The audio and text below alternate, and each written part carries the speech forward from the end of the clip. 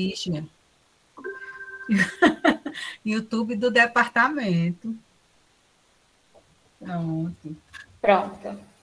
Então, boa noite a todos, boa noite a todas. Sejam todos bem-vindos e bem-vindas a mais um encontro do curso de extensão Educação e Cidadania, os Direitos Humanos e o ECA no Currículo Escolar.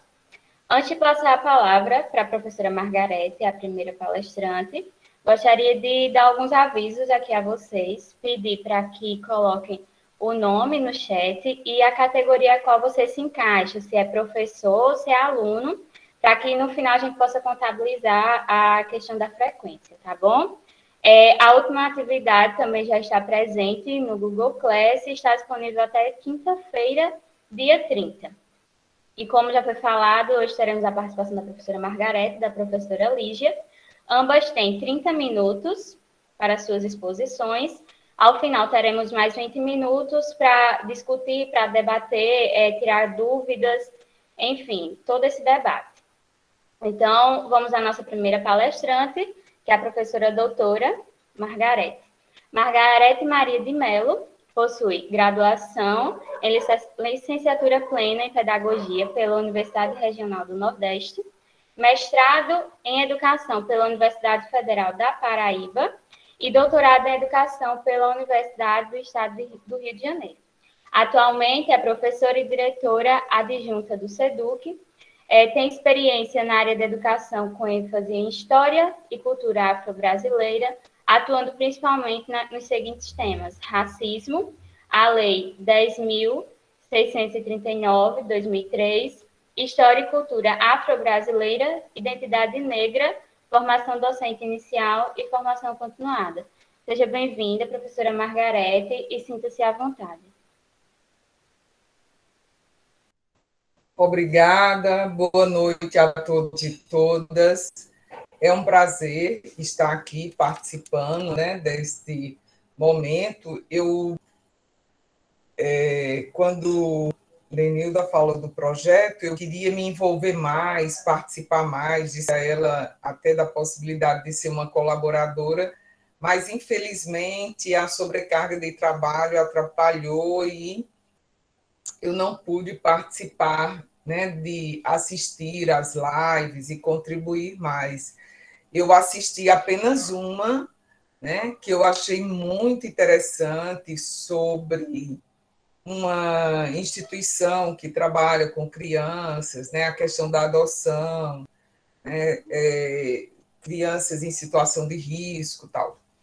E aí eu acho muito rico essa possibilidade dentro do curso de pedagogia para que o universo do curso de pedagogia ele se sensibilize com as causas do movimento social.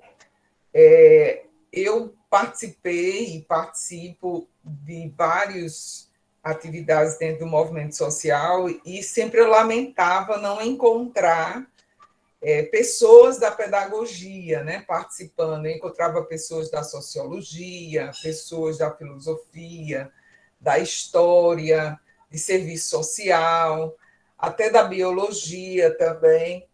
E eu ficava me questionando por que o curso de pedagogia não despertava, né, esse interesse. E sempre eu perguntava para as minhas alunas, sempre eu pergunto, que atividade elas desenvolvem na sociedade, de envolvimento, né, em alguma causa. E, quando muito, tem umas que fazem alguma atividade na sua igreja, seja uma igreja evangélica ou uma igreja católica. Eu comecei assim, fazendo atividades na pastoral de juventude do meu bairro, né, lá na igreja, e isso foi abrindo-se um leque. Participei do movimento negro lá nos anos 80, exatamente quando estava completando os 100 anos de abolição. Até então, eu nunca tinha discutido essa questão negra, eu não participava de movimentos, né, negros, mas eu participava, como eu falei, da pastoral. E foi formado aqui em Campina Grande um comitê para pensar o ano do centenário da abolição. E aí eu fui convidada pelo bispo, na época, Dom Luiz Gonzaga Fernandes, para representar a diocese nesse comitê. E isso foi uma riqueza na minha experiência, porque eu conheci o movimento negro, a gente tinha um conhecimento, né, a partir do que a gente estudou na escola, todo voltado para uma visão que Isabel, a princesa Isabel, que tinha libertado, né, os escravos, e eu sou filha de militar, e toda a minha educação do ensino fundamental e do ensino médio foi no período da ditadura militar. Então, eu era uma menina muito ingênua, muito alienada em relação à ditadura militar. Só para vocês terem uma ideia, eu achava que o trabalho dos militares, a própria situação do país, que estava tudo maravilhoso, tudo bem. Aí eu fui convidada, eu tinha 14 anos na época, eu fui convidada pelo padre da minha paróquia para ir para um encontro de jovens. E lá nesse encontro de jovens, o meu mundo caiu, porque eu vi o quanto que as pessoas tinham uma visão crítica em relação à ditadura militar.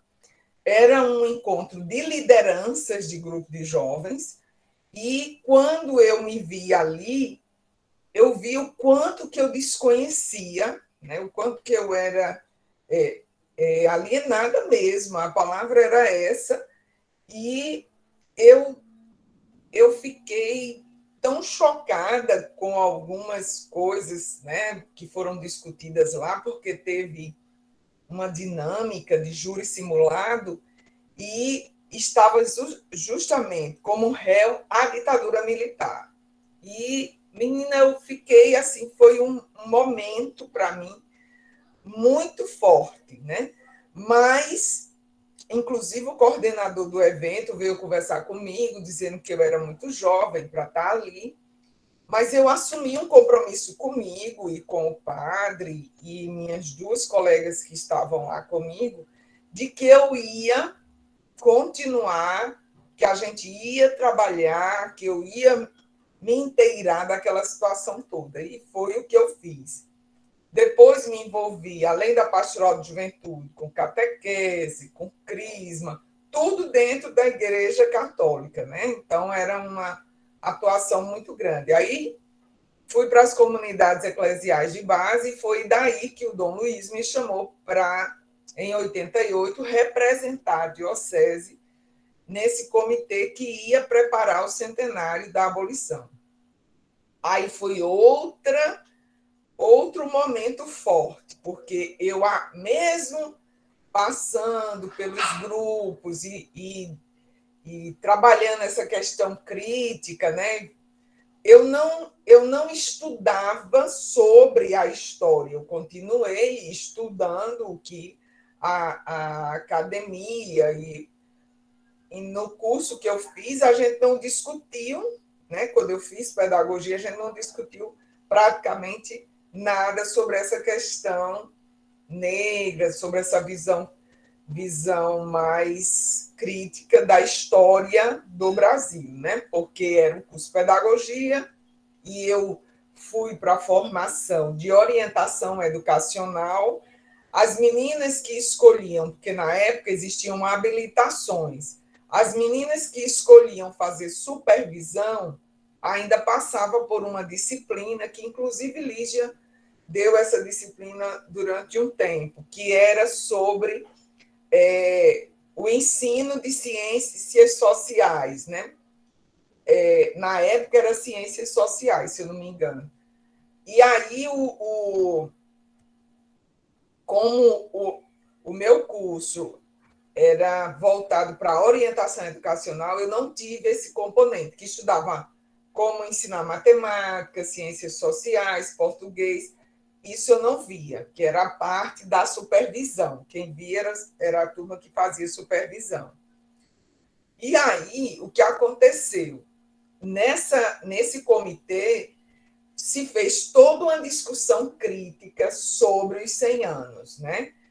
Se viu que os negros não tinham sido beneficiados, que os negros estavam em situação difícil na sociedade brasileira, e a gente ia comemorar o quê? O que se deveria fazer era muito mais uma reflexão crítica sobre isso e levar essa reflexão crítica para a escola, né? Para que na escola se pudesse tentar conscientizar desse momento, né? Porque se passou a ideia de que no Brasil a gente vivia uma democracia racial. Então, mostrar que não, né? Que os negros estavam em situações piores dentro da sociedade, que democracia é essa que não garantia para esse negro condições, né, de progredir, de chegar a uma universidade. Só para vocês terem uma ideia, durante o século XX inteiro, só estudou na universidade brasileira 1% da população negra. Só 1% da população negra que estudou em universidades, né? E aí, o que acontece? A gente fez uma programação ao longo do ano, né? E depois dessa programação, indo às escolas, fazer palestra, fizemos várias atividades de formação, né, para professores. Inclusive, construímos, né, preparamos e organizamos uma cartilha sobre o centenário, né? Mais na frente eu posso até mostrar. Eu separei algumas coisas, mas eu estou vendo aqui que eu não separei a cartilha. Então, quando o Lígia estiver falando, eu vou procurar, e quando for no segundo momento, aí eu apresento essa cartilha para vocês. Resultado. Pós esse ano de 88, né, 1988, eu me inseri no movimento negro, e aí a gente teve vários eventos, seminários, participamos do Encontro da Nova Consciência, fizemos várias atividades, né, ao longo do período pós o centenário. Cada ano a gente fazia alguma coisa que marcasse, né, o grupo. Posteriormente, eu entrei na universidade em 92 como professora substituta e em 93 como professora efetiva, concursada.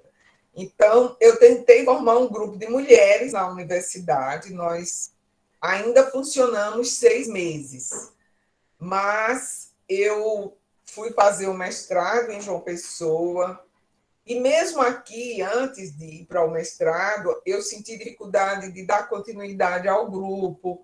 A gente não tinha, na época, na universidade, essa prática de grupo de pesquisa, de grupo de estudo, não existia muito.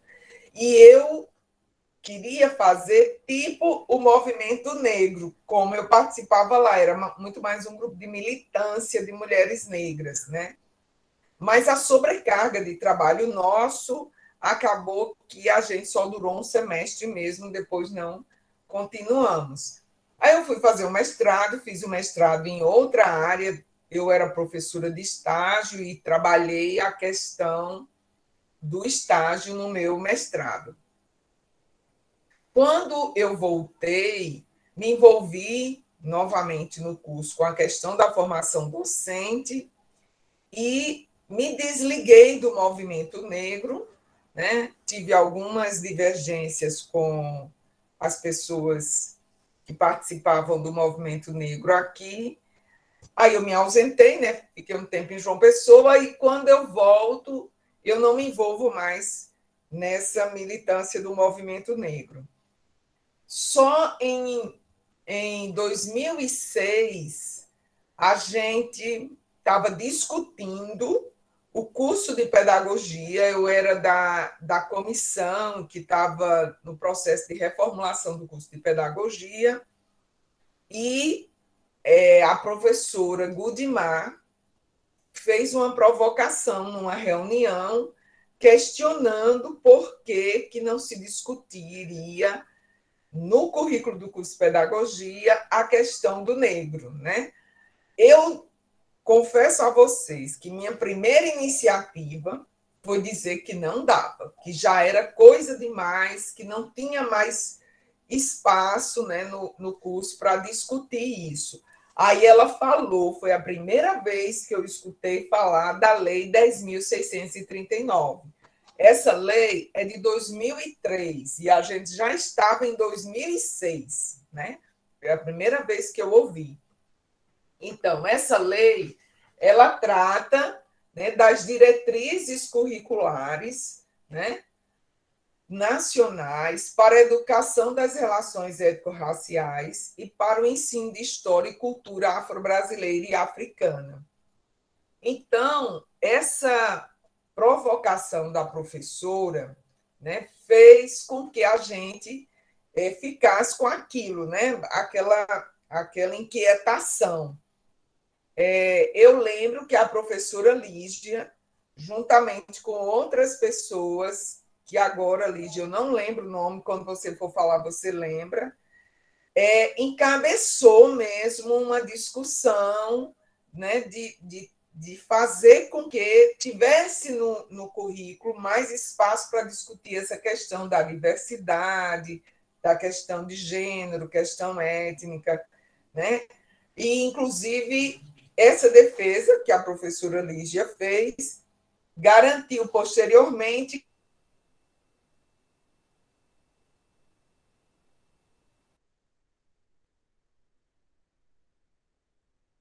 ampliado, né? E foi quando o currículo já estava aprovado, a gente tinha colocado uma carga horária para TCC. E ficou definido a nível de universidade que não seria mais dado uma carga horária para o TCC. As alunas iriam fazer o TCC, mas não precisava ter uma hora para reunir todo mundo numa sala como aula de TCC. E aí só tinha 2 horas aulas semanais, que eram um componente de 30 horas. Então, essas 30 horas, quando a gente viu que existia, que tinha sobrado, né, que ficou sem, porque era do TCC e não ia ser mais, aí a gente lembrou de trazer a discussão sobre a cultura afro-brasileira e indígena. Era pouco, né, esse tempo de 30 horas, mas era o que a gente podia, né, na época. E isso deu um diferencial no curso de pedagogia, porque até então, né, até antes de 2000, porque esse currículo que eu estou falando, né, ele começou a funcionar em 2008, mas ele foi aprovado no CONCEP em 2009, né? Então, quando foi a primeira vez, né, que a gente começou a tratar da questão de diversidade, da questão a questão étnica, né, com essa disciplina de cultura, foi em 2008, no currículo que vem a partir de 2008. Aí, para voltar para a minha história, né?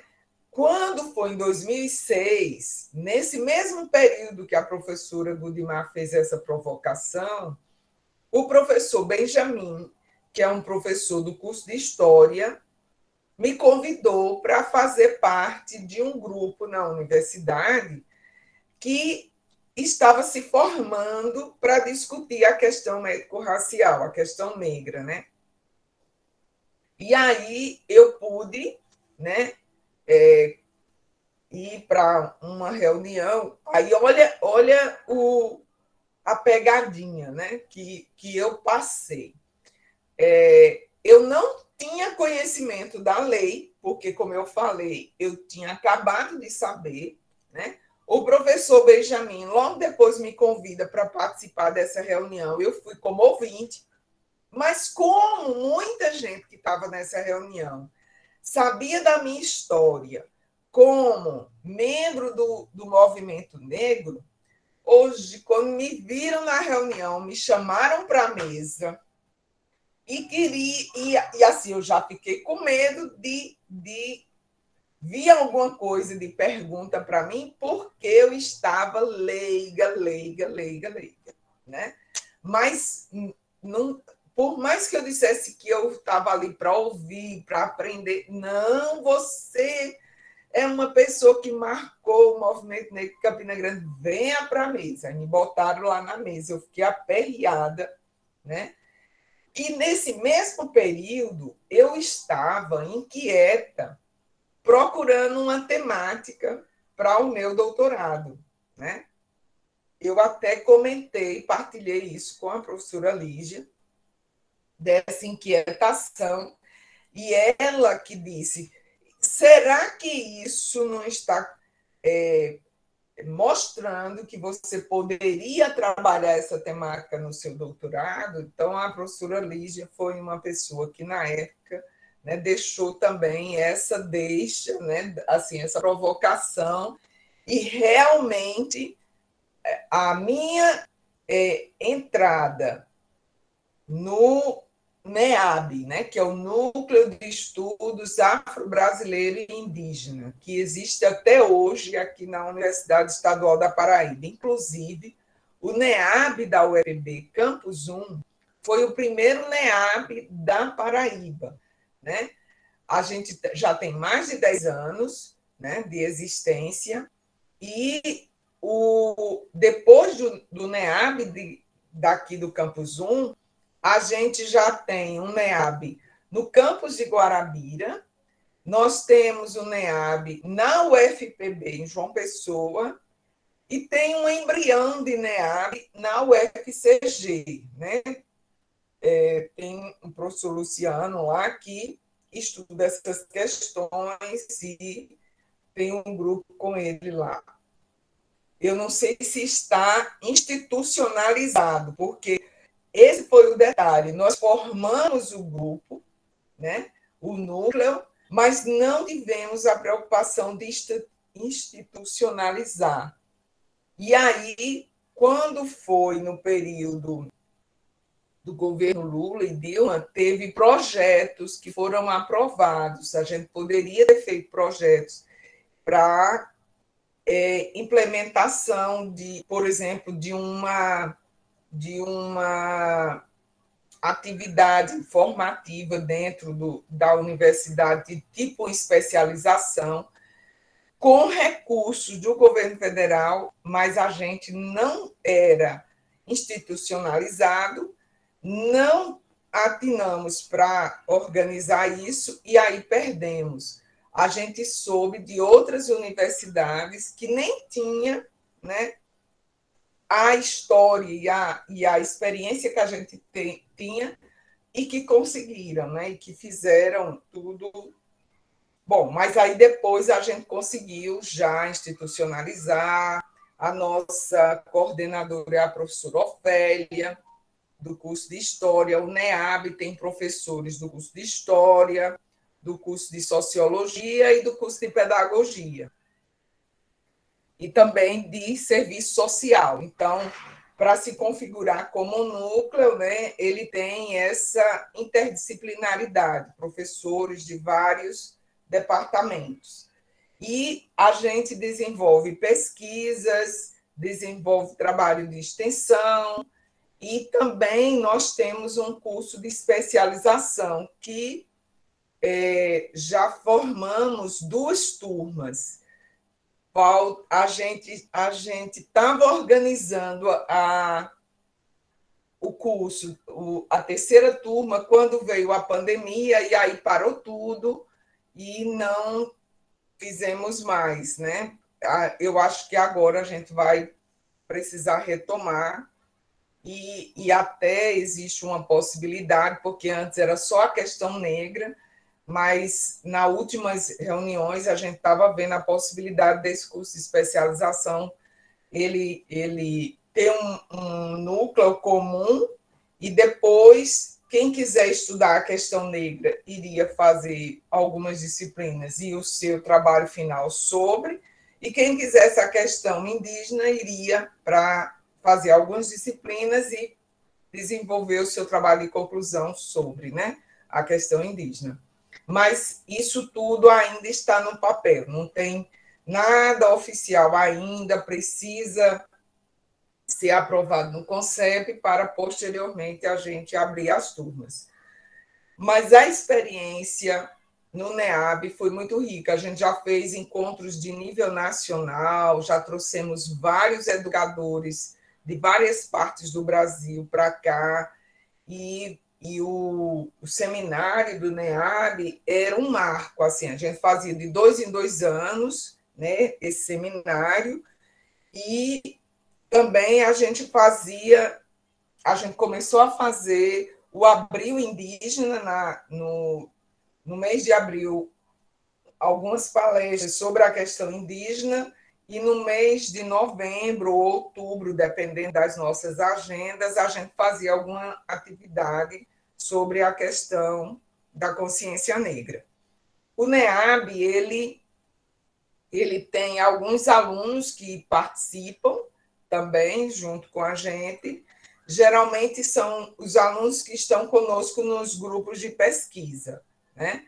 Eu desenvolvi uma pesquisa sobre o livro didático de história, porque foi um projeto que foram 4 professoras, eu, a professora Cristiane, que acho que alguns podem conhecer, ela é do curso de Sociologia, mas dá aula na pedagogia, de Antropologia, já deu aula de Antropologia, dá aula de Direitos Humanos, e também dá disciplina de Culturas Afro-Brasileira e Indígena, mais no turno da manhã, mas ela também já deu no turno da noite. Então, a professora Cristiane era a coordenadora, junto com a professora Patrícia, e tinha outra professora que agora fugiu o nome, que se aposentou.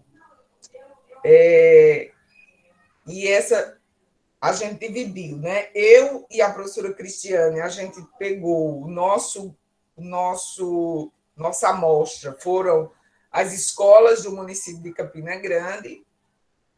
A professora Patrícia pegou as escolas estaduais, porque ela é da história, trabalha com o ensino de história nos anos finais e no ensino médio, e a professora, que eu esqueci o nome, ela foi fazer trabalho no Quilombo, né? Ela desenvolveu a pesquisa dela no Quilombo. Daqui para o final eu lembro do nome dela. E aí, nessa pesquisa, que foi um projeto que foi aprovado, PROPESC, em 2011, eu já estava no finalzinho da minha tese, né? Era para a gente ver como a lei estava sendo aplicada aqui em Campina Grande, e eu peguei a parte referente ao livro didático. Como o livro didático de história era trabalhado e como ele abordava a questão negra, né? Então, todas as minhas pesquisas do PIBIC, de 2011 a 2018, foram voltadas para a questão do livro didático, né?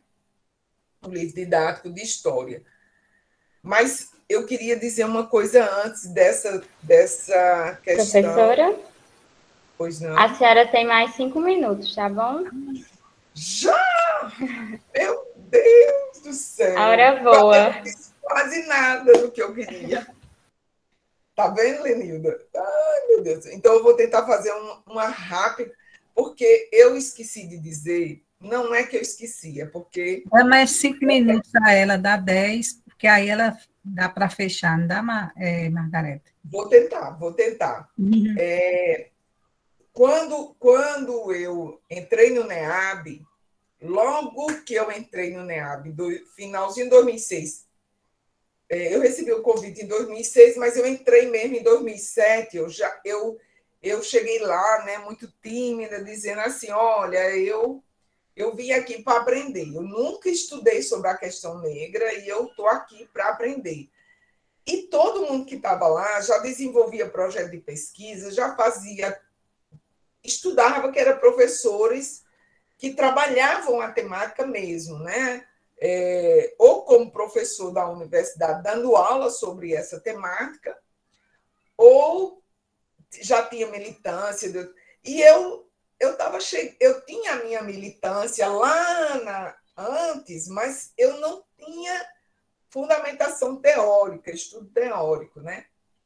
Aí disseram, não, mas você já pode fazer uma pesquisa, você já poderia fazer um PIBIC, né? E aí me desafiaram lá começar, né, fazer as coisas. E aí eu já fiz um projeto para o PIBIC, que foi aprovado, e quando eu consigo isso, vem a Universidade do Estado do Rio de Janeiro, vem os professores dessa universidade para cá fazer um convênio com a UEPB de um DINTER, um doutorado institucional, né? E aí eu fico naquela... Eu queria muito fazer o doutorado, mas eu não tinha o tema, né?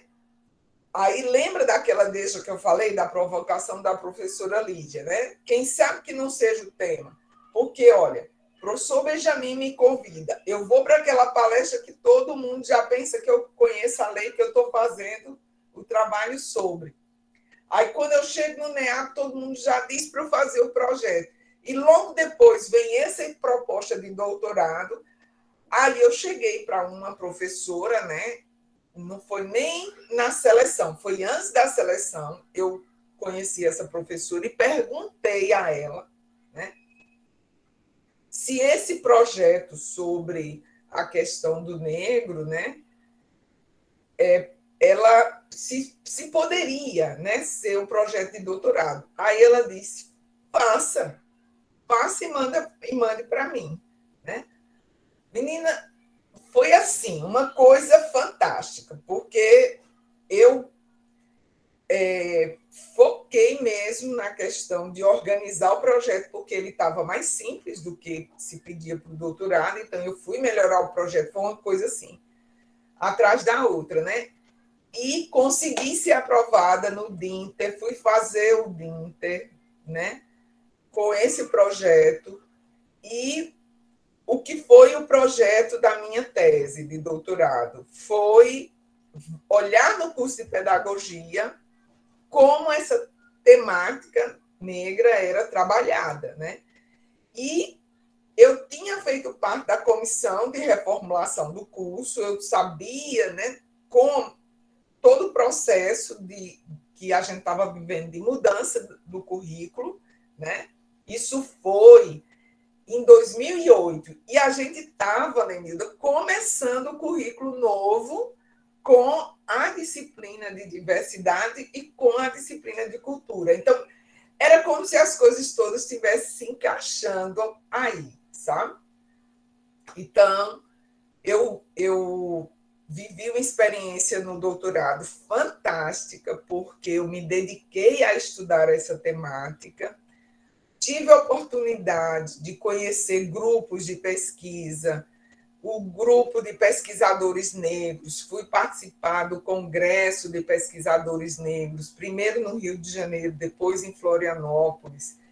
Foi assim, produzi muito, escrevi muito, foi um período assim riquíssimo da minha história, né? E defendi minha tese de doutorado em 2012, né? E defendi aqui. E trabalhei com 4 professoras do curso de pedagogia e 4 alunas. Eu peguei 4 alunas de períodos diferentes, negras, né? Do período de 2008.1, 2008.2, 2009.1 e 2009.2, né? E é fantástico o depoimento das alunas, sabe, sobre essa questão negra.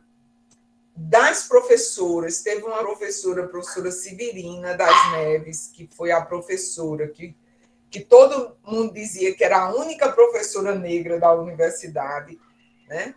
A história de vida da professora, eu trabalhei com história de vida, é fantástica, virou um capítulo da minha tese, né? Minha tese está disponibilizada na universidade, né? Lá pode ser acessado pela coisa, mas eu transformei minha tese num livro, né? Quando a gente voltar, eu apresento para vocês, né? E eu comecei lá em 2007, 2008, com aquele projeto, né? Vendo essa história do curso de pedagogia, como trabalhava isso. E aí, qual era a proposta? Era no curso, ao longo do curso, se discutir essa temática, essa questão deve passar pelo cotidiano, porque as alunas negras estavam começando a entrar na universidade mais fortemente por conta das cotas e o estranhamento que elas sentiam, os olhares tortos, como elas diziam, né? E as pessoas, elas sentiram mesmo, né, rejeição. E algumas alunas não se viam negras, diziam, mas eu não sou negra, né? Teve a primeira que eu chamei para trabalhar comigo, ela me questionou, por que a senhora me chamou, né? Aí eu, olhando a questão da cor da pele, né? E ela não se via negra, e foi muito interessante, por isso que eu chamo minha tese de gerando eus, porque muitas não se viam negras e no trabalho que a gente desenvolveu ao longo da tese, elas começaram a se ver negras. E, por conta dessa questão, a gente começou um trabalho mais forte dentro do curso de pedagogia, com a professora Cristiane, com a professora Patrícia, e a gente tem um GT que trata da questão da diversidade étnico-racial, da diversidade como um todo, e uma das questões é a diversidade étnico-racial. Na disciplina de diversidade, a gente trabalhava também no congresso internacional que a gente promove sobre inclusão, né, educação inclusiva, a gente sempre aborda a questão negra e a questão indígena. Os seminários nacionais que o NEAB fazia não teve mais, a gente teve uns problemas no NEAB e não conseguiu mais fazer esse seminário nacional. E eu quero fechar com a minha pesquisa, né? A minha pesquisa, a gente começou pegando livros didáticos aleatórios e a gente foi observando que os livros eles foram trazendo mais coisas sobre o negro. O primeiro livro que a gente pegou, o livro todo, só tinha uma frase se referindo aos negros. Uma única frase. Imagine um livro de história do Brasil, só tem uma frase que se refere aos negros, né? É absurdo. Aí a gente depois percebeu que estava faltando coisas nos livros, mas a gente se deu conta que, como a gente pegava livros aleatórios, às vezes só do 4º ano, às vezes só do 5º ano, uma coisa que não estava naquele livro do 4º, na coleção daquele livro, poderia estar no 5º. Estão entendendo o que eu estou dizendo? Um assunto que poderia estar no 4º ano, não estava no livro do 5º. Aí a gente estava fazendo uma crítica, mas a gente precisava estudar a coleção toda, do primeiro ao quinto ano, né? Algumas coleções vêm do primeiro ao quinto ano, ou do segundo ao quinto ano. E aí a gente começou a fazer esses estudos, gerou mais de 10 TCCs, com notas assim fantásticas, minhas alunas assim extremamente dedicadas. Teve alunas que não eram do meu PIBIC, mas eram da turma que eu dava essa disciplina de ensino de história ou de diversidade, e elas se envolviam nessa temática e também desenvolveram TCC sobre essa questão negra. Depois, eu tinha um projeto de extensão sobre PCN, a gente fez uma discussão nesse projeto também sobre a questão negra, e a gente observou que os últimos livros que a gente teve acesso, eles já traziam bem melhor a discussão da questão negra. Mas, mesmo esses livros, eles apresentavam problemas, eles colocavam o negro como minoria, quando nós somos a maioria da população brasileira.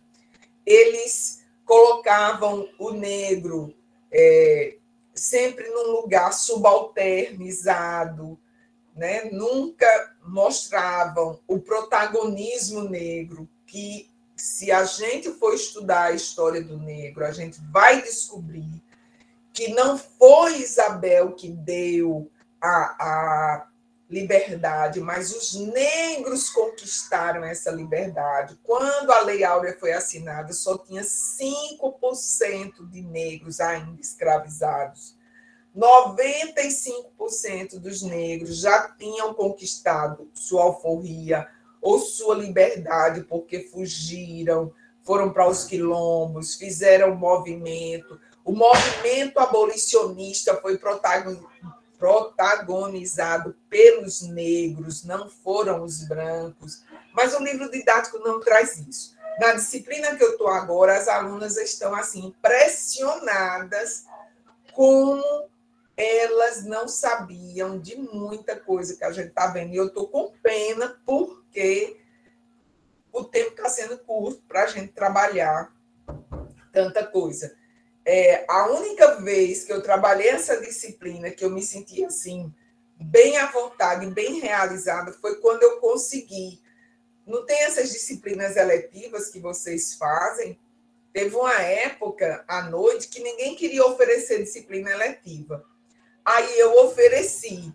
Então, a minha turma do semestre seguinte, praticamente toda, tinha feito a disciplina eletiva comigo, e aí a gente pôde realmente aprofundar. Foi fantástico, porque eles viram diversidade comigo, foram para a disciplina eletiva, viram a questão negra mais detalhadamente e depois fizeram a disciplina de culturas, que é no final do curso, no currículo velho. A última turma está concluindo agora, né, no último período, e a gente conseguiu um feito nessa última reformulação, que foi tirar essa disciplina do último semestre, colocar no 6º semestre da noite e no 5º da manhã, no 5º semestre da manhã, e tirar de 2 horas aulas semanais para 4 aulas semanais. Então, ela hoje é uma disciplina de 60 horas, então está bem melhor. Mas, mesmo assim, é pouco, porque a gente tem que ver a questão indígena, a gente tem que ver a questão negra, e não dá para falar de negro no Brasil sem falar de África, né? É uma coisa que as diretrizes chamam a atenção. Como é que você diz para uma criança que os africanos foram escravos no Brasil sem mostrar o continente africano? Não esse continente africano que a gente sabe de miséria, de pobreza, de sofrimento, de doença, de guerra. Não esse, né? Também esse. Mas o continente africano que é rico, que produz, que tem belezas e que foi explorado pela Europa, por isso que vive o que vive hoje. né, pela Europa, pelos Estados Unidos, pela Rússia. Então, me perdoe, né, por ter falado tanto, né, e me coloco à disposição para nós, no debate, falar mais alguma coisa. Obrigada. Obrigada, professora Margarete. Ótimas contribuições. Agora, antes de começar, eu quero reforçar que quem ainda não colocou seu nome no chat, por favor, resiste, colocando a categoria que vocês fazem parte, né? A professora doutora Lígia Pereira dos Santos é doutora em Educação pela Universidade Federal do Rio Grande do Norte, em 2005, mestre em Educação pela Universidade Federal da Paraíba, graduanda em Licenciatura em Ciências Sociais pela Universidade Federal da Paraíba, graduação em curso de Estudos Adicionais em Educação Especial pela Universidade Federal da Paraíba. Atualmente é professora associada da Universidade Estadual da Paraíba, ministra e orienta na pós-graduação em Novas Tecnologias da Universidade Estadual da Paraíba, na especialização em Educação Física Escolar e na Universidade Lusófona e Humanidades e Tecnologia de Lisboa, no mestrado em Educação. Tem experiência na área de educação, seguindo as temáticas ecopedagogia, agroecologia, história da educação, educação especial, tecnologias assistivas, violência entre pares, sexualidade e corporeidade. Seja bem-vinda, professora Lígia, e a palavra é sua. Boa noite, né, a todos e todas. Eu quero agradecer à professora Lenilda pelo gentil convite, por poder estar aqui com vocês nesse momento, né, coletivamente, sobre questões que nos incomodam dentro do nosso currículo, né, escolar. Então, é muito interessante a proposta da professora Lenilda, porque realmente leva as alunas a uma reflexão, e os alunos a essa reflexão sobre qual o meu papel na sociedade enquanto educador. Então, para eu ter essa certeza de que estou traçando um caminho que seja um caminho libertário, né, como nos ensina Paulo Freire, então a gente precisa estar fazendo essa reflexão, fazendo essa indagação diante do espelho da vida. Qual o meu papel enquanto educador? O que fazer para construir uma sociedade equânime, uma sociedade igualitária? Então, são passos que eu vou construindo e que você vai construindo no cotidiano, né? E que há uma necessidade de uma reflexão para que você faça a ponte entre teoria e prática, né? Quero agradecer à professora por esse convite, reitero, né? E por estar participando com a professora Margarete também, com quem já trabalhamos no curso há muito tempo, né? E dizer à professora, a ambas, né, que eu estarei fazendo uma apresentação de slides para poder transitar mais livremente no debate e irei iniciar agora neste momento. Muito obrigada a vocês por poder escutar o que tenho a dizer, né? Nessa aprendizagem do cotidiano de ser educadora, né? Que sou desde os 13 anos de idade, como eu sempre digo para as minhas alunas, minhas orientandas, elas sabem disso. E eu comecei como professora alfabetizadora, rachei as portas da casa que meu pai trocou e comecei a ministrar aula alfabetizando crianças, né? E por isso eu estou aqui hoje, sendo essa professora para apresentar para vocês essa discussão de gênero e inclusão social. Quais as questões básicas que eu quero discutir com vocês, né? Demonstrar que a situação das mulheres, ela varia na história, né? No tempo e no espaço. Então, há que a gente indagar. Quem sou eu no processo educacional? Né? Essa questão, ela é muito séria. Por quê? Porque são as mulheres que estão, em maioria, hoje, na área de ensino. Então, é muito importante estar pensando e fazendo essa reflexão, né? porque nós, mulheres, temos sido agentes ativas na história da humanidade, né? Então, o que faço eu com o comportamento relativo ao meu aluno, ao meu filho, ao meu parceiro, ao meu companheiro, ao meu namorado, são questões básicas que vai estar justamente influenciando nessa questão, né? A gente precisa compreender que temos que buscar as origens da hierarquia e das desigualdades nas relações que as mulheres estabelecem entre si e com os homens, né? E necessariamente o comportamento da gente em coisas micro, como nos quer ensinar Foucault, é justamente nesse sentido, de que há uma hierarquia, né? E essa hierarquia, ela vai influenciar nos comportamentos, né? Então, a gente vai pensar, qual é a contribuição do feminismo dentro disso, né? Em compreendermos que existem concepções variadas a respeito de mulher e homem no ambiente escolar. Evidentemente que essa relação que tem no lar, ela vai caminhar para esse ambiente escolar.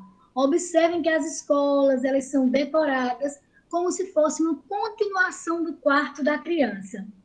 A gente não tem no ambiente escolar um ambiente que incentiva as questões da ciência. Isso é muito lamentável, né? Porque deveria necessariamente, nos ambientes escolares, terem figuras de animais, não como um desenhozinho meramente decorativo, muito pelo contrário. Se eu tenho um peixe, eu poderia ter o peixe mostrando o fundo do mar. Se eu tenho o mapa, eu tenho lá também o globo terrestre para a criança manusear, a partir da infância. Então, eu vou ter isso, porque eu vou mostrar que eu estou querendo que aquela criança seja um cientista, que ele busque esse crescimento intelectual. Então, esse mecanismo, né, deixa a mulher na posição do sujeito só e apenas do cuidado. Claro, evidentemente, que nós amamos cuidar dos nossos alunos, dos nossos filhos, dos nossos parceiros, amamos. Isso é uma coisa muito peculiar do comportamento das mulheres, mas é importante que se mostre para essa mulher que ela tem que alargar o horizonte. Eu vou dar um exemplo a vocês. Se nós colocarmos 20 ou, digamos, 10 crianças na companhia de uma professora libertária, essa criança ela vai ter experimentado inúmeras coisas. Ela vai ter sentado no chão, ela vai ter tirado o sapato, ela vai ter subido escada, ela vai ter todo um comportamento libertário, que costumeiramente, quando nós entregamos as crianças a um professor do sexo masculino, a criança faz uma experiência muito fantástica. A criança que é colocada na mão de uma professora, que ela é controladora, que ela faz um modelo que a sociedade exige do comportamento feminino, o que é que vai acontecer? Essa criança ela vai voltar arrumadinha, toda limpinha, ela não vivenciou a experiência no profundo daquela aprendizagem, por exemplo, de uma aula passeio, porque a professora estava numa preocupação grande. É por isso que nós temos as mães chegando na escola e dizendo assim, olha, tenha cuidado no meu filho, ele não pode subir, ele não pode, tenha cuidado quando ele estiver no balanço, tenha cuidado quando ele sentar, olha o comportamento dele, ele não pode sujar a roupinha. E a professora se passa muitas vezes para obedecer, quando ela não deixa aquela criança experimentar. Então, eu digo para vocês, eu tenho 5 filhos, mas meus filhos tiveram ricas experiências, né? Meus filhos subiram, desceram, meus filhos entraram até dentro daquele canal que vai dar lá no Açude Velho, e passaram por aquele caminho e tiveram todas as experiências. A minha filha surda, de repente eu encontro pendurada, as meninas amarraram um lençol na cintura dela e ergueram ela para o primeiro andar quando estava tendo uma construção.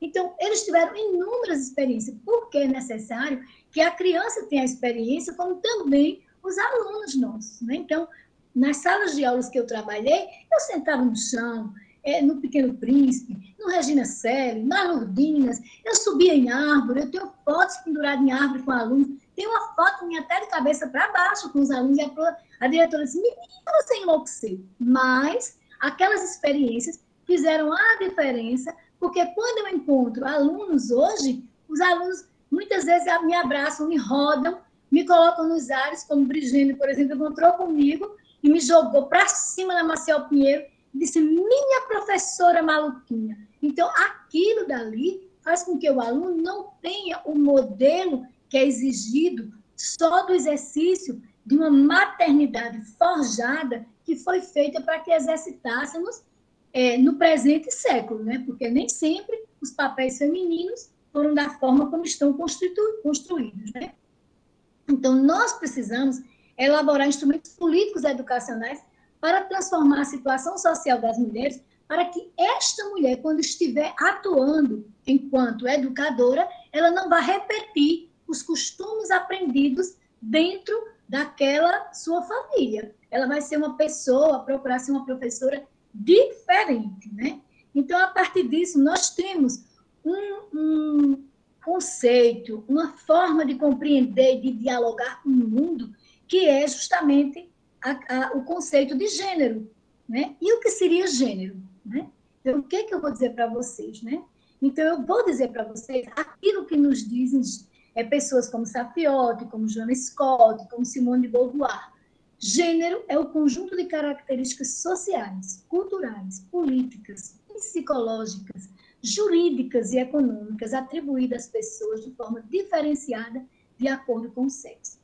Então, para cada comportamento que nós temos toda uma ideologia subjacente, né? Então, esse conjunto que vai passando de geração em geração, ele é diferenciado em culturas diferentes, né? Então, se eu tenho a passagem de uma criança dentro de uma tribo indígena, que ela precisa colocar a mão no buraco da tucandeira para provar que é homem, então aquela criança vai ter febre, ela vai ter todo um conjunto de comportamentos, mas ela não vai poder chorar, então ela vai provar que entrou no universo masculino. Aqui, na nossa sociedade, o que temos? A liberdade das crianças, dos adolescentes, já saírem sozinhos, de muitas vezes seguirem princípios dos coleguinhas, que muitas vezes até a própria família discorda, mas aí ele começa a enveredar no desconhecido para poder provar essa libertação. Então, são coisas que, uma libertação, entre aspas, muitas vezes que acontece, né, que às vezes a criança se envereda pelo caminho das drogas, ela envereda por caminhos que você muitas vezes desconhece. Por quê? Porque aquele padrão da nossa sociedade de liberdade é um padrão de infringir a norma. Em outras sociedades, diferentemente, as meninas, por exemplo, têm a extirpação do clitóris, né? Isso na Guiné-Bissau. Então, o que é que a gente observa também na África desses comportamentos que hoje estão sendo contrariados a partir do movimento feminista, porque nós não precisamos mutilar os corpos para termos esse acesso a esse universo feminino. Mas lá, se a mulher não fizer isso, como a minha orientadora foi até assistir à extirpação, justamente há uma necessidade deles provarem que aquela mulher está apta para o casamento. Então, são costumes culturais, políticos, né? Se o uso da burca é um comportamento político cobrado para aquelas mulheres. E aqui já é muito pelo contrário. Muitas vezes ir para a festa funk, muitas vezes, se a menina tem um comportamento que ela não gosta daquele comportamento, as próprias coleguinhas a excluem, porque ela não está seguindo o padrão que, por exemplo, o grupo dela está fazendo. Então, se os adolescentes estão indo todos para uma festa, estão todos indo para um movimento, eles querem provar e ir para aquilo ali. Então, em culturas diferentes, vão ter comportamentos diferentes, né? É só a gente olhar para o comportamento chinês, o comportamento anterior, que tinha de enfaixar o pé da menina, porque se ela não tivesse um pé pequenininho, ela não casaria, né? Os comportamentos jurídicos, né? Que nós vemos de várias regiões, que para ser mulher é preciso ter tal padrão de comportamento, de aceitação, de negação, de aceitação de que uma menina case aos 11 anos de idade. Em outras sociedades, uma menina de 11 anos de idade grávida é um absurdo. Então, são comportamentos que vão sendo atribuídos de acordo com o tempo, né? Então, essas características de gênero são construções socioculturais, que elas vão variar através da história e se revelam dos papéis psicológicos e culturais que a sociedade atribui a cada um do que considera masculino ou feminino. Então, por exemplo, vou dar um exemplo bem claro para vocês. Quando as crianças nasciam no período vitoriano, né, elas eram enroladas, amaciadas no azeite, enfaixadas e entregues às mães que as iam criar. Elas eram colocadas em carroças e eram levadas e só voltavam para a mãe as crianças que sobreviviam. Então, esse modelo de maternidade que nós temos, que fazemos a decoração para receber os nossos filhos de uma forma tão bonita, ela nem sempre foi um modelo, né? Então, vai de geração em geração se modificando. Por quê? Porque a história vai mostrando perfis diferentes e aí compreensões de mundo, de infância diferente, como nos diz Philippe Arrier. Então, ele vai ter que ir mostrando que para as nossas alunas que nem sempre o padrão foi aquele. Ora, as escolas não eram como são hoje, né? A gente vai justamente a partir da Revolução Industrial que a gente vai ter o modelo padrão de escola que temos hoje. Estamos tendo um movimento de transformação considerando a pandemia, que aí as escolas voltaram a ser no espaço, muitas vezes, doméstico, principalmente na fase inicial da pandemia, né? Então, qual é a questão dos objetivos, né, do que debater sobre gênero tem, né?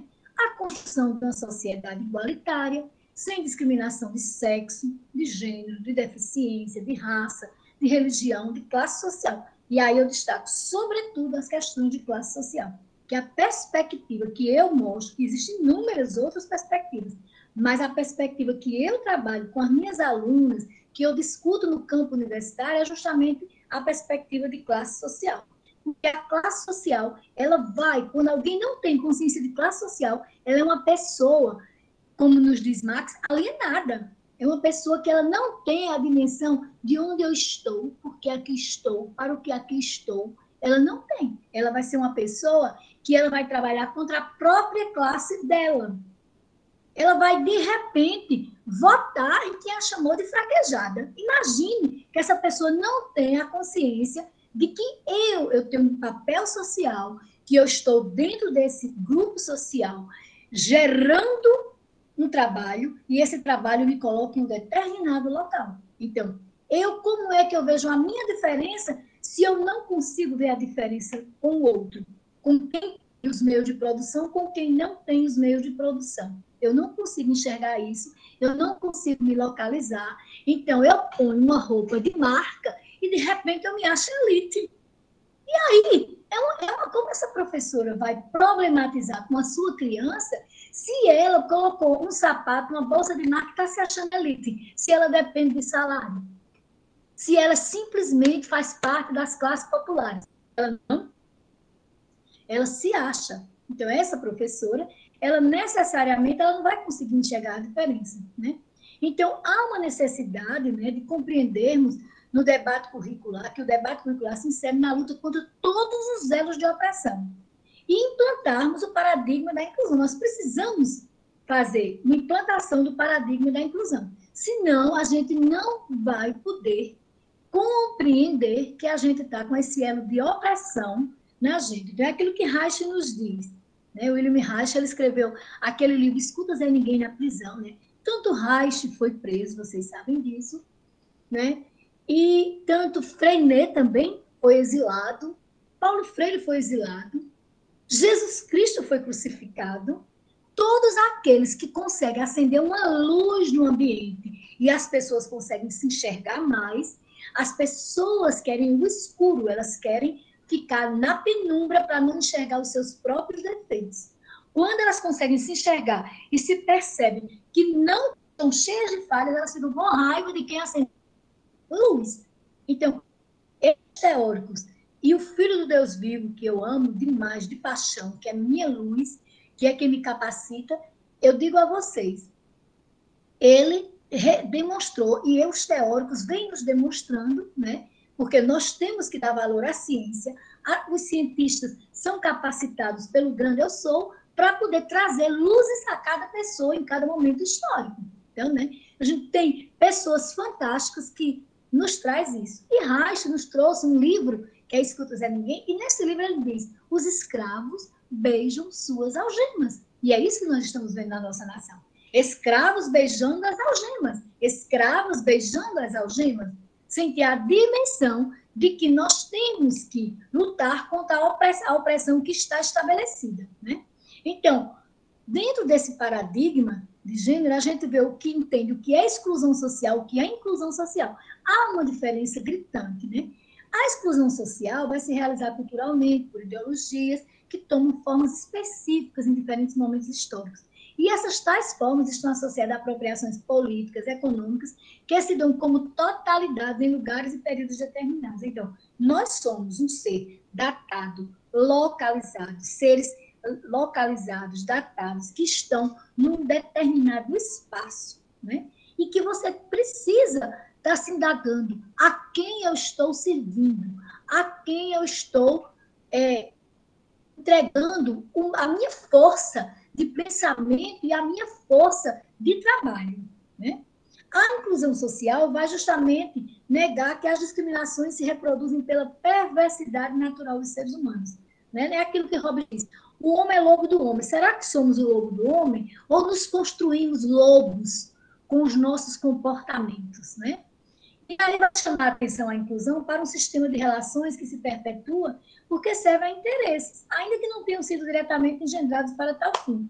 Então, a gente tem que saber que tudo que a gente está fazendo no cotidiano, nas relações afetivas, nas relações de amizades, né? No amor filial, no amor fraternal, no amor eros, todos esses aspectos da nossa vida têm interesses engendrados, que esses interesses são ou libertários ou escravizantes. Depende do que você faz com eles, né?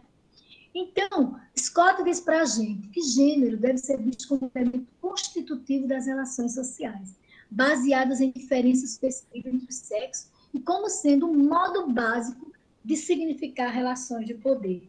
Então, gênero tem a ver com a inclusão e a exclusão, por quê? Porque o poder está no meio, né? E o que seria essa questão do poder, né? Essa inter-relação de forças invisíveis, sociais, que possibilita a capacidade de agir sobre a ação de outro ser humano, né? Então, nesse intervalo entre poder e a ação minha e do outro, existe o quê? Existe a dominação, que seria o quê? Um conjunto de relações de poder fixas, assimétricas, onde a possibilidade das existências, da reação, deixa de existir. Então, muitas vezes, a criança, ela quer falar, ela quer descobrir, ela quer vivenciar as coisas na sala de aula, mas a professora, ela é tão limitada que aí ela quer que a criança faça exatamente aquilo que ela pensa ser correto. E aí a criança fica muitas vezes sob o controle do corpo feminino. Por quê? Porque a professora foi ensinada pela mãe dela de que aquele comportamento é um comportamento errôneo, não é um comportamento da descoberta do novo. É sempre aquele controle. E aí essa professora também, na sociedade, ela vai ter também um comportamento dominador até nas relações. Fingidamente, ela vai chegar na relação afetiva dela e vai dizer, eu faço tudo para o meu amor. Eu dou tudo para o meu amor. E, ao mesmo tempo, quando eu dou tudo para este amor, eu escravizo esse parceiro, essa parceira na minha mão. Isso não é amor. Amor liberta. Amor deixa que a pessoa, muitas vezes, se machuque, que a pessoa não tenha uma assistência naquela hora que a pessoa quer simplesmente beijar as algemas, e você diz, não, eu lhe lanço porque você é águia. Você não é galinha, como Leonardo Boff nos ensina, né? Então, eu lhe lanço ao conhecimento, à descoberta, ao novo, né? Eu lembro que a minha sogra, uma vez veio na minha casa, né? E aí, meu filho também veio com a mulher dele. Veio na casa da minha sogra, aliás. A gente foi na casa da minha sogra, e aí ela disse, cuide, fulana, coloque o prato do meu filho, né? Aí eu disse, vem cá, meu filho, mostre aqui a minha sogra os seus 2 braços. A mesa está posta. Aí eu olhei para a minha sogra, ele não tem deficiência nos braços, os braços deles está para ele colocar aquilo que vai lhe dar prazer. Porque aí é libertário você colocar o seu próprio prato, porque você escolhe o que você quer, a quantidade que você quer, e você não está dependendo do outro. Agora, se você está enfermo, aí você precisa que alguém lhe auxilie. É diferente. Ela fez, eu nunca vi uma mãe que é contra o próprio filho. Eu disse, eu sou justamente a favor. Porque se um dia ele ficar sem ela, que foi o que aconteceu, ele pode morar sozinho e ele pode se virar.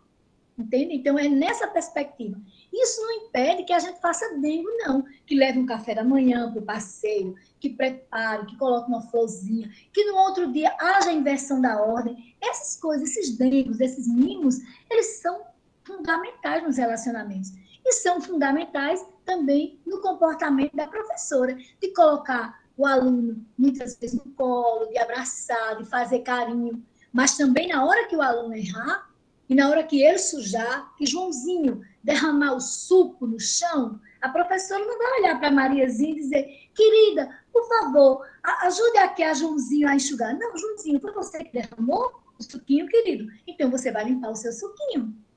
Da mesma forma que Mariazinha pegou o caminhãozinho, estava brincando, derramou areia na sala, e aí ela quer brincar com o caminhãozinho? Pode brincar com o caminhãozinho. Isso não vai mudar em nada a vida dela. Brinque, querida. Derramou areinha. Você vai apanhar essa areinha porque foi você que sujou. Entende? Então, esse espaço libertário, quem cria é o educador. Então, por isso que a gente tem que entender que sexo é diferente de gênero. Sexo diz respeito às diferenças anato-fisiológicas existentes entre os homens e as mulheres. É uma variável demográfica e biológica. Gênero é a maneira que as diferenças entre mulheres e homens assumem nas diferentes sociedades no transcorrer da história nas culturas. Né? Culturas, aí ficou faltando essa palavra, eu estava ajeitando aqui. Aí. É uma variável social e cultural.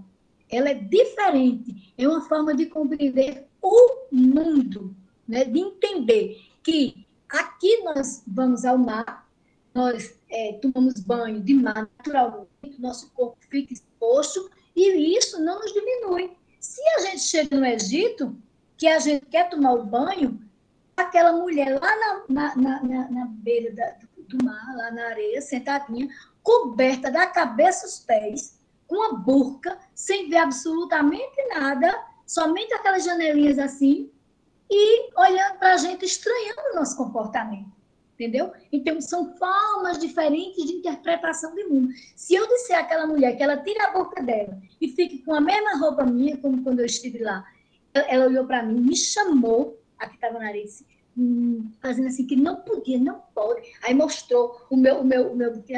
Então, eu peguei, comprei dela um echarpe, cobri a cabeça e fiquei com o corpo descoberto. Ela riu, porque ela ficou assim, estranhando como alguém poderia estar daquela forma tão diferente dela, né? Então, são relações diferentes que se tem com a corporeidade na história, na cultura diferente, né?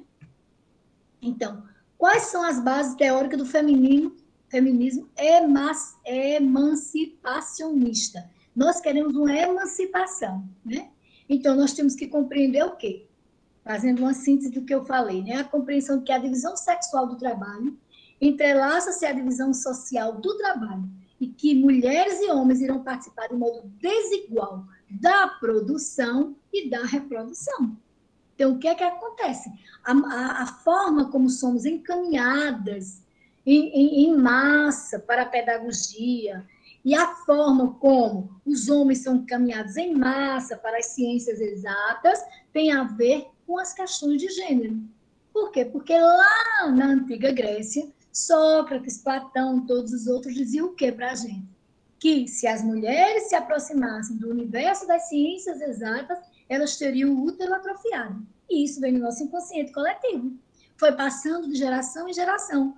Se eu falar para vocês de Arquimedes, de todos esses outros homens das ciências exatas, você lembra. Se eu falar de Hipátia, poucas pessoas vão lembrar. Hipátia da Alexandria, uma mulher que se aproximou do universo das ciências exatas e foi trucidada no meio da Roma porque ela ousou fazer aquilo que na época não era permitido.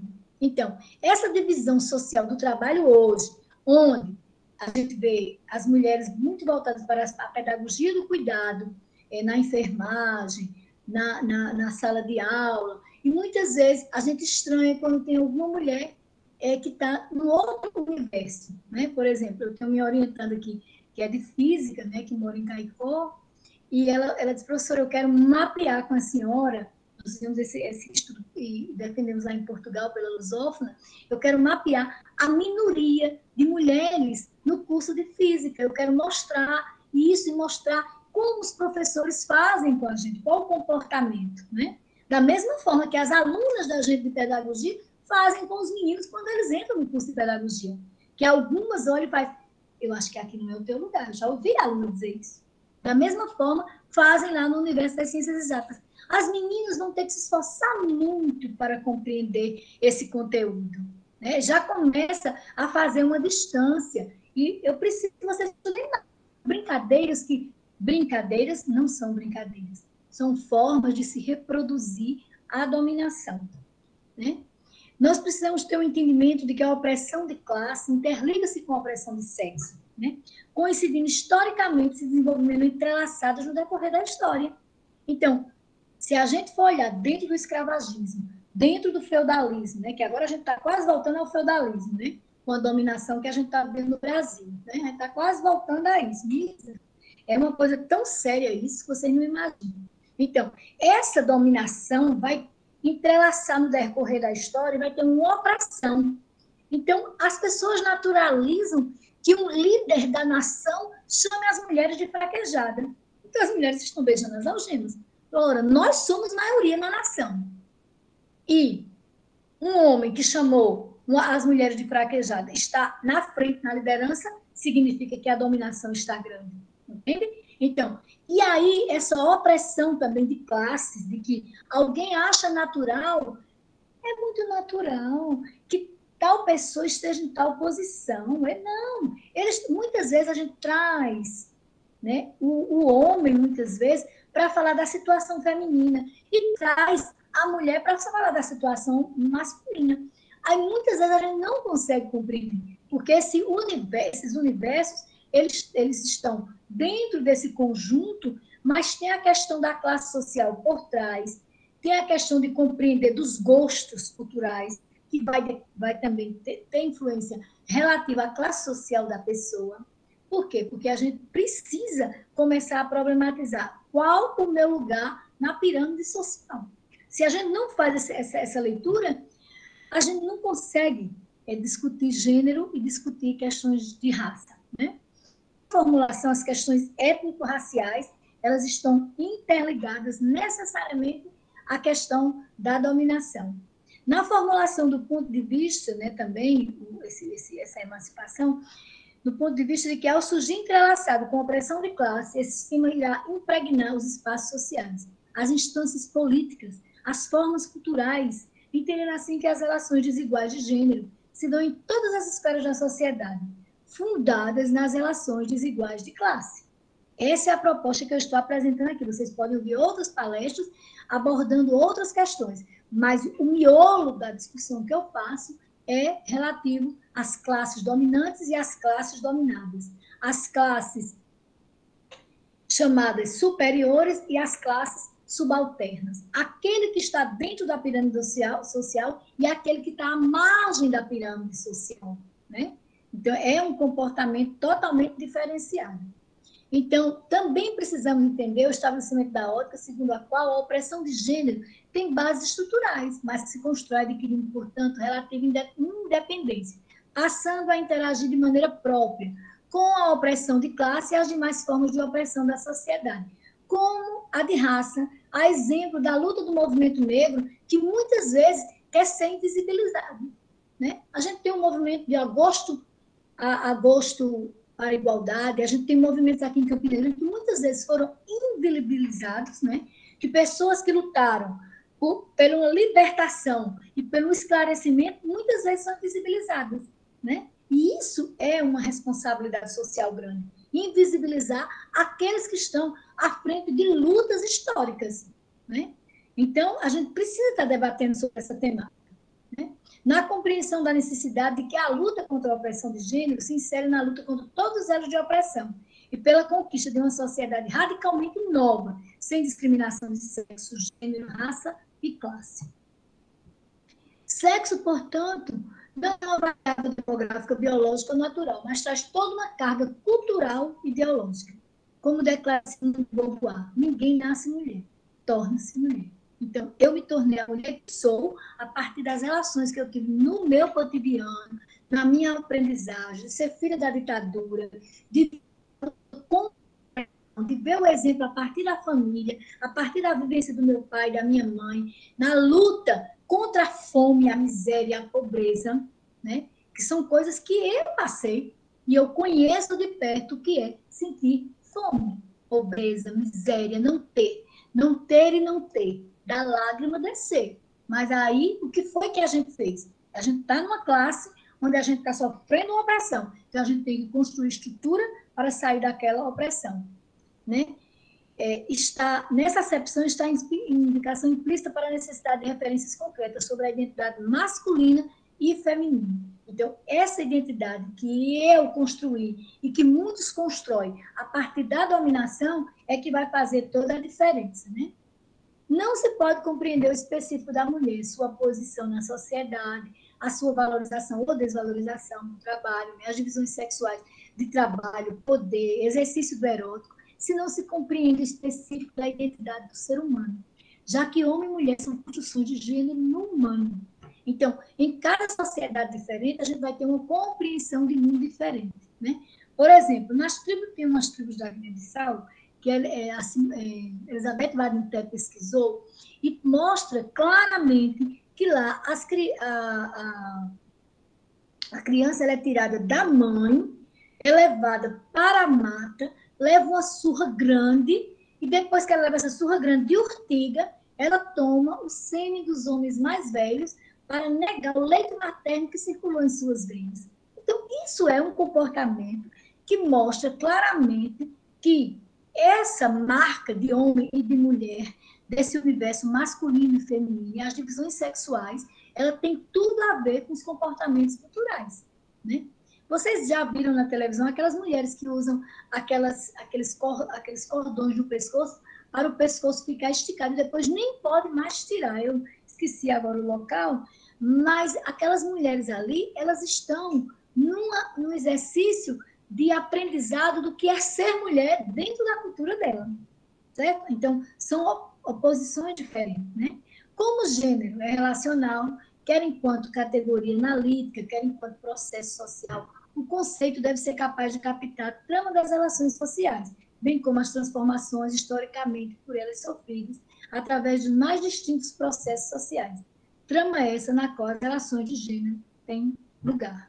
Então, Safiotti, eu encerro a minha fala com Safiotti, né, dizendo de que, realmente, essa aprendizagem no cotidiano, né, do que é ser homem, do que é ser mulher, é fundamental para podermos estar discutindo, né, esse universo do masculino, do feminino, do que é ser uma pessoa que respeita a ascendência dos irmãos, nossos irmãos indígenas, do que é a pessoa que respeita o seu lugar social, a sua origem também, no sentido de que você é uma pessoa afrodescendente, você também corre nas suas veias o sangue negro, né?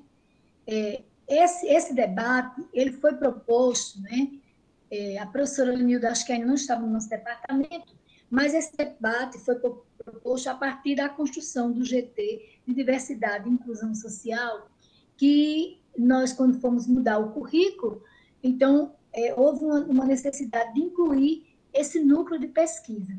E, na fala da professora Margarete, ela falou, eu não lembro quais as pessoas que estavam, mas estava a professora Cristiane Nepomuceno, estava a professora Joana Dark, estava a professora... foi um projeto que eu enviei para o CNPq, que foi aprovado, e que nós estivemos discutindo esse debate, a professora Anne, eu tinha, inclusive, colocado a professora Margarete também no projeto, e foi um debate que foi discutido para que a gente pudesse estar pensando as questões de etnia, as questões étnicas, as questões de classe social, associadas às questões de gênero, foi um debate proposto em nosso departamento, né?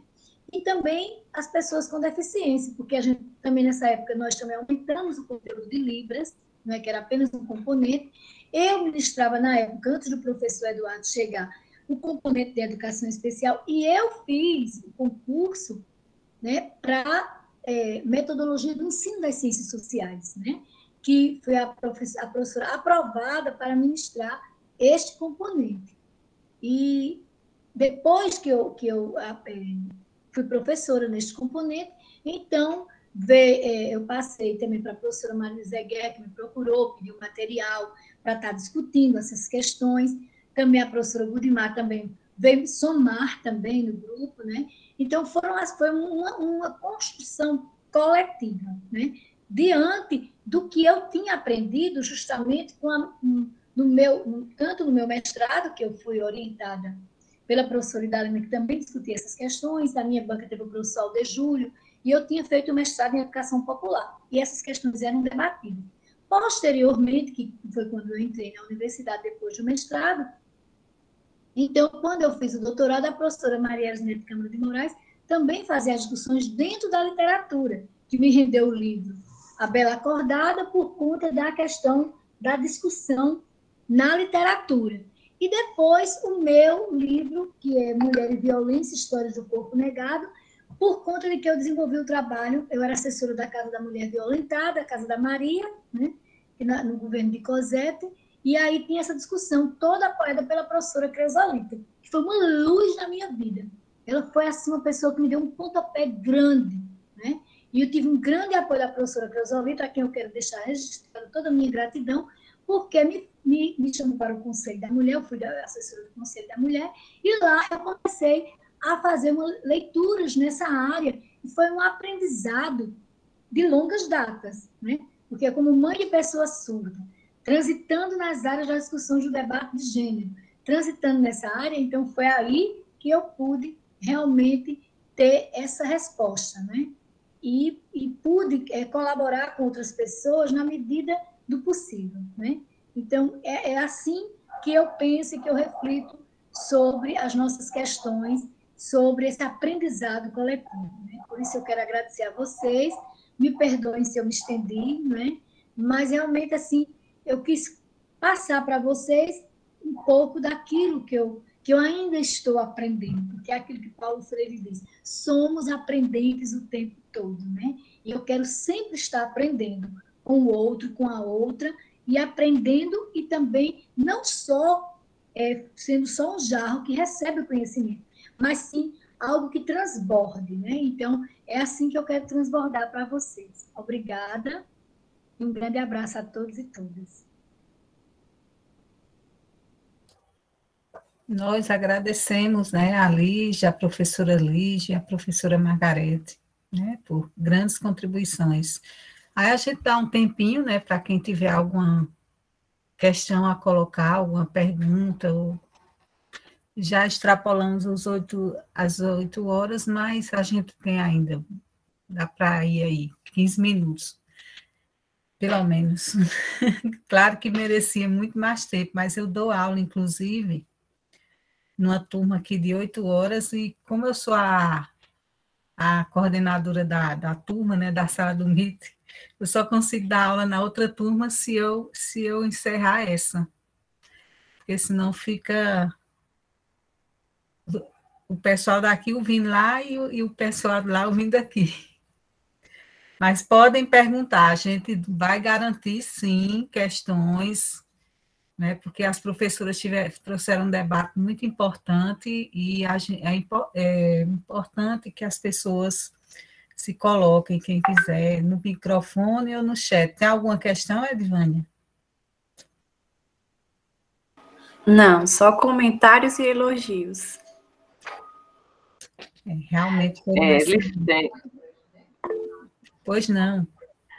Então, assim, é tão rica a contribuição das duas professoras que, assim, a gente sai de uma aula dessa, minha gente, a gente sai de uma aula dessa tão enriquecido, tão fortalecido enquanto estudantes, Assim, muita riqueza. As duas professoras, né, maravilhosas, professora Margarete, parabéns e muito obrigada. Professora Lígia, minha querida professora Lígia, assim, né, maravilhoso, olha. Muito obrigada por essa oportunidade de aprendizado.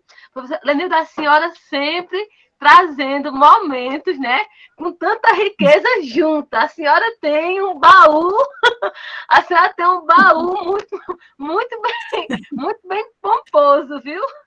Então, eu só tenho a agradecer pela riqueza de contribuições para a minha vida e para a minha prática, que eu saio daqui desse momento. Maravilhoso. Obrigada a todas as pessoas que trabalharam para que esse momento tão rico pudesse ter sido concretizado dessa maneira tão maravilhosa. Muito obrigada. Só tenho a agradecer.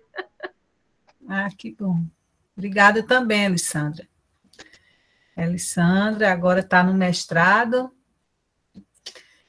está na luta, né? Fazendo o curso de pedagogia, sendo aluna do mestrado. Estou muito feliz no mestrado, mas o meu curso de pedagogia é um sonho, viu? Parabéns. Realmente vivido aqui com muita intensidade. Senhora, exemplar, um aluno exemplar, me orientando com muito prazer. E foi sua orientanda. Está sendo sua orientanda. É um prazer. Ah, que coisa boa. Que bom, Alessandra. Você termina o seu mestrado e doutorado e venha-se embora. Fazer concurso para a UEPB. Né? Tem que ter pessoas assim, né? Tão boas, né? Tão comprometidas com a educação, né? Para substituir, né, a gente. Então, se Deus quiser, você vai alcançar aí novos ares. Quem mais gostaria de falar? Tem alguma questão?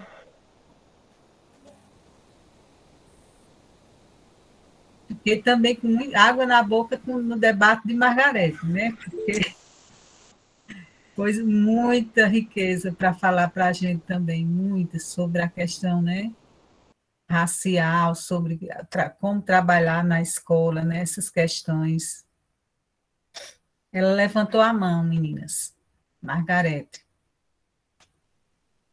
Pode falar, Margarete. Margarete saiu. Margarete está pedindo para entrar. Oi. Eu acho que gravou. Enquanto ela retorna, né, eu quero dizer a vocês que eu quero agradecer, sabe, Lenilda, por essa oportunidade de estar com a turma, de estar aqui com algumas orientandas minhas, já vi, Shelly, Suelene, alunos que estão aqui. Suelene, estou louca para começar a ler seu texto. Suelene, você vai estar participando da banca, né, que ela está discutindo justamente as questões da escola e o conceito tutelar. Eu queria deixar de convidar você para estar nesse momento tão maravilhoso que é sério. Próximo dia 7, convidadas, né, agradecer à professora Semiramis, né, que é do curso de agroecologia, que também está conosco, a Tiago, que é do NERA, a Tiago Juca, que é do NERA, que também está aqui conosco. Então, são pessoas que realmente têm um compromisso com a sociedade igualitária. Então, vale a pena a gente estar aqui nesse momento, vivenciando esse momento tão maravilhoso. Agradeço cada comentário, tanto das minhas orientandas como de aluno, atual aluna, como é Edivânia, uma aluna maravilhosa também. Então, é um aprendizado constante, né? Então, isso é que faz toda a diferença, é estarmos construindo no coletivo, né? Com os nossos erros e acertos, retrocessos, isso faz parte, né? Faz parte desse aprendizado cotidiano do que é ser educador e educadora. Então, é nesse sentido. Então, estou muito agradecida a cada aluna que está aqui no convite, que está aqui nesse momento, e também aos meus convidados, que é a professora de agroecologia e a Tiago Juco do NERA, né? Com quem a gente aprende cotidianamente. Obrigada. Margarete. A professora Margarete voltou. Pode falar, professora. Bom, caiu aqui a conexão, aí eu fui para o celular. Eu já tinha deixado o celular a posto, porque qualquer coisa no computador Eu entrava pelo celular. Na minha fala, eu fiz referência à cartilha que nós produzimos no centenário Paulo Freire. Essa cartilha é uma relíquia, porque o grupo, né, na época, conseguiu levar para as escolas e trabalhar, e eu tinha assim várias e já doei muitas, e agora eu só tenho essa, né? Aí eu disse, agora eu vou digitalizar e eu vou passar para as pessoas agora de forma digitalizada, porque realmente não tem como reproduzir mais, né? Ai, Essa que legal. cartilha ajudou muito a gente na época, nas palestras que o grupo ia fazer nas escolas, né? Principalmente o professor Camilo, que era professor na época da UFCG, que na época era o UFPB, né? O campus de Campina Grande, e o professor Bené. Eu ia muito mais como apoio, porque, como eu falei, eu não tinha experiência de participar, de estudar, né? Então, eu fui aprender no movimento, né? E a minha tese do doutorado, eu transformei num livro, né? A tese era Gerando Eus, Tecendo Redes e Trançando Nós. A questão das relações étnico-raciais na formação de professores. Então, gerou esse livro, né, que a gente fez pela editora Apris, né, e está à venda aí pela editora, também como e-book, e tem ele físico. E na minha fala, eu queria ter feito referência, eu esqueci que foi publicado, né, o Estatuto da Igualdade Racial em 2010, além das diretrizes curriculares nacionais, né, que eu fiz referência em 2003, tem em 2008 a lei que se refere aos indígenas, né, essa aqui se refere aos negros, e em 2010 saiu esse estatuto, né? Então está voltando muito, a gente está vendo muitos casos de racismo e tal, e a gente precisa trabalhar essa lei nas escolas, né? E ela tem tudo a ver com a Declaração dos Direitos Humanos. Ela faz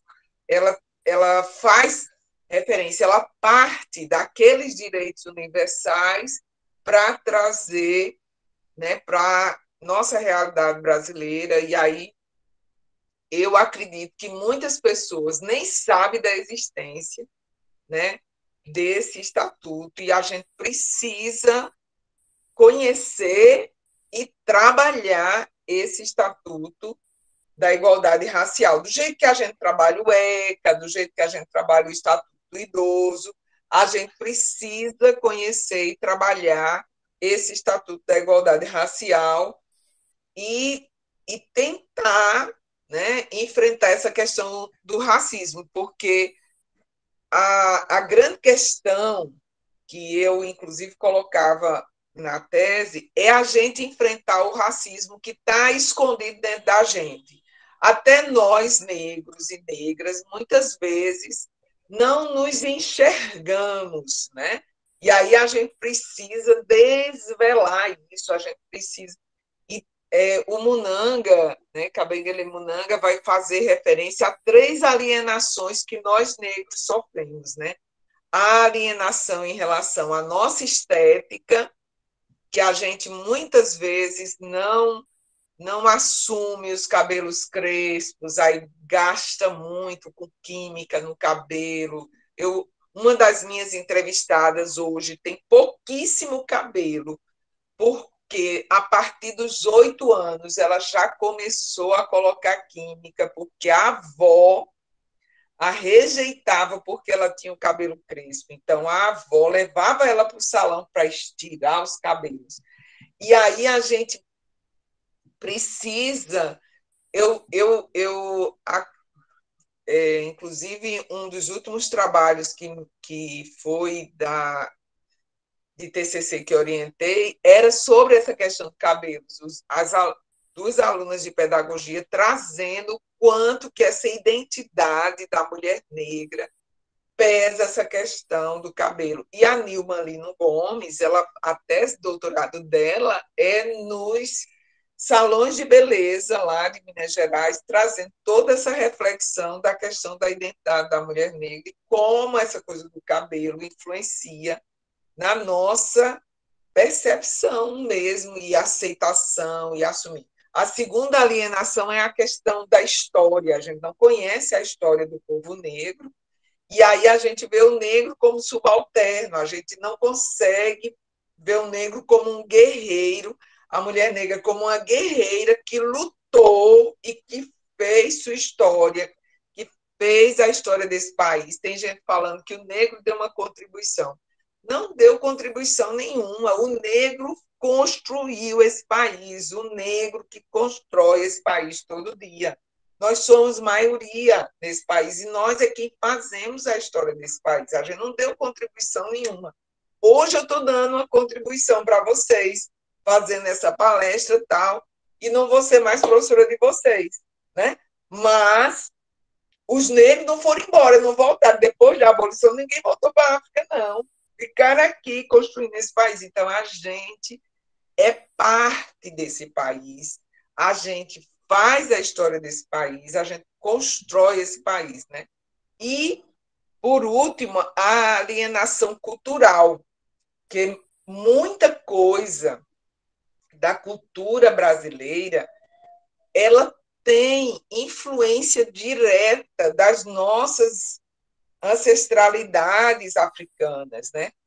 Até o carnaval, que era uma festa europeia, a gente africanizou aqui, porque o que é o nosso carnaval? É samba, é axé, é o Bumba Meu Boi, é o frevo, é tudo festa de origem africana, né? Que a gente africanizou aqui. Então, o jeito que a gente se comporta, o jeito como a gente vive, como a gente se comunica, como a gente lida no cotidiano com várias situações, né, do cotidiano, é muito mais negro e indígena do que europeu. E muitas vezes a gente não sabe disso na nossa linguagem, né, no nosso idioma mesmo. E a gente não sabendo dessa herança cultural, né, fica colocando como a cultura do branco como sendo, né, superior à cultura indígena, à cultura negra, e não, as três matrizes de formação do povo brasileiro precisam ser valorizadas, a gente precisa conhecer, né? O grande detalhe é esse, é porque o que a gente recebeu da escola foi pouco, os livros didáticos são pobres demais, e aí o desafio para nós do curso de pedagogia, né, estudar mais para fazer um trabalho melhor com essas crianças na sala de aula, né? Porque é como a professora Lígia estava dizendo, se eu, né, que sou a professora, não tenho essa consciência, né, da história, se eu não tenho essa consciência da cultura, se eu não tenho essa consciência da classe, como é que eu vou trabalhar com esses meus alunos? Como é que eu vou ajudar esses meus alunos a terem essa consciência, né?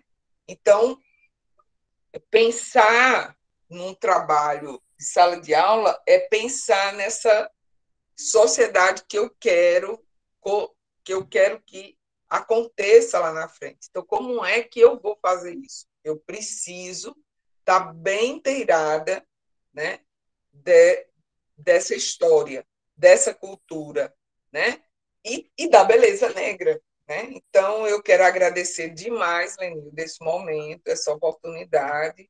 Eu ainda tenho esperança de poder dar uma contribuição maior para você no seu projeto de extensão. Por enquanto, está sendo muito complexo, né, fazer isso, mas pode contar comigo. Pelo menos uma noite eu venho aqui, dou uma contribuição. E muito obrigada pela oportunidade. Muito boa a contribuição de ambas, né? De todas as duas e dos demais colegas que vieram do departamento. Na verdade, esse curso é feito pelo departamento, né?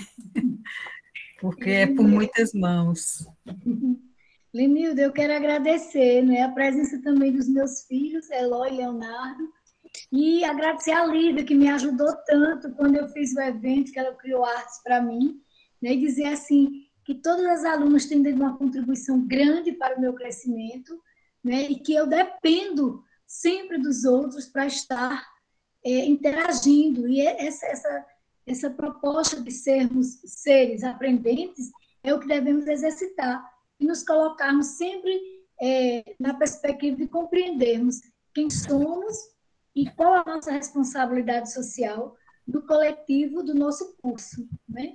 Então, é nesse sentido que eu agradeço a você por essa oportunidade de estar aqui partilhando justamente dessa aprendizagem cotidiana de cada um em ser professor. O fato de ser professora é o que me alegra muito. E hoje eu recebi um presente lindo da minha neta, dizendo quão é importante ser professora, o quanto é importante a avó dela ser essa professora. Então, é por isso que eu quero agradecer a vocês, porque eu estou todo dia aprendendo com cada uma. Né? Obrigada, professora Margarete, obrigada, professora Emília, e a cada aluna e aluno e os colegas demais que estão aqui. Obrigada. Obrigada, né, meninas? Então, a gente vai encerrando. Obrigada a todos, a presença de todos. Alessandra, foi um prazer rever. Vamos fazer a foto, professora? Essa foto, vamos fazer a foto, que é famosa, a foto de Alessandra. Exatamente. Ai, meu Deus, mas o povo está escrevendo no Quem chat. puder abrir a câmera, pode abrir a câmera, quem puder, quem quiser, né, quem tiver condições. Eu peço só um minutinho, não saiam, porque é tão bonito todo mundo na foto. Aí vocês param só de escrever só um pouquinho no chat, para que eu possa fazer a foto, tá certo? E vamos lá, todo mundo, prepara aí, todo mundo dizendo comigo, mijada. Gente, tem que parar de escrever no chat, senão não consegue fazer a foto. Aê, 1, 2 e... Valeu, Selene, conterrânea. Cheiro, pessoal. Cheiro, boa noite. Obrigada, Edifânia, obrigada, boa noite. Mariana, boa noite. Tchau, boa noite a todos. Boa noite, obrigada por tudo. Boa noite, boa noite. É terça-feira, o último encontro do curso da versão 2021. Se Deus quiser. Beijo, Lígia. Boa noite. Beijo, menino. Boa noite, professora. Boa noite, Tiago.